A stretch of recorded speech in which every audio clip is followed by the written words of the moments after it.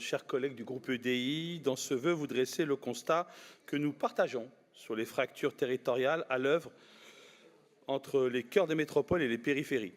Mais vous prétendez les combattre grâce aux politiques portées par votre majorité. Laissez-nous vous dire que vous vous fourvoyez.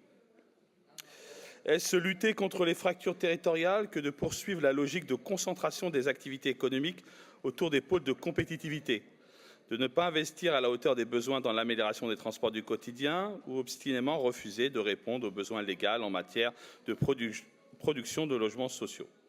La région a en cela une responsabilité cruciale en matière de planification et de prescription et aujourd'hui, vous n'êtes pas à la hauteur des enjeux. Cela étant dit, nous partageons vos inquiétudes quant aux capacités des municipalités de porter des projets d'avenir face à leur manque de moyens d'ingénierie locale, particulièrement en ce qui concerne les enjeux de transition écologique et d'aménagement durable du territoire.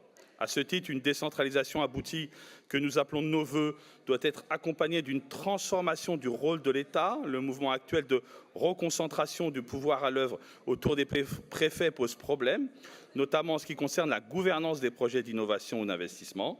Donner trop de pouvoir aux préfets au détriment des maires et des élus locaux affaiblit les initiatives locales et constitue de fait une recentralisation déconcentrée des pouvoirs. À cet égard, nous comprenons le sens de votre proposition d'une aide régionale pour le développement de l'ingénierie locale à l'échelle communale, sous l'égide d'un partenariat avec le Grand Paris Aménagement. Toutefois, nous nous interrogeons sur la pertinence de massifier l'effort au travers d'une seule entité de pilotage de l'aménagement, bien que déployée via des filiales locales.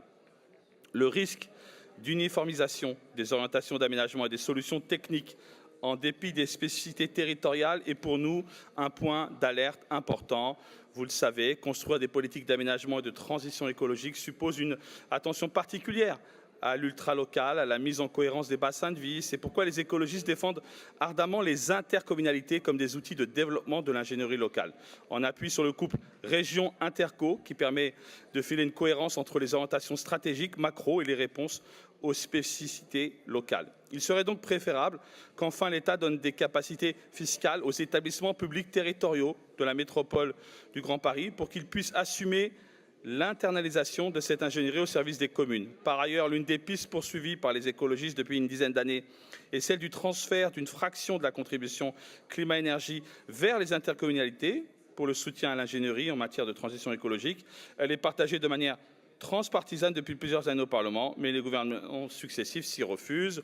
Vous l'aurez compris, si nous partageons vos constats et la nécessité d'agir pour l'ingénierie locale, nous ne partageons pas vos solutions. C'est pourquoi nous nous abstiendrons sur ce vœu. Je vous remercie.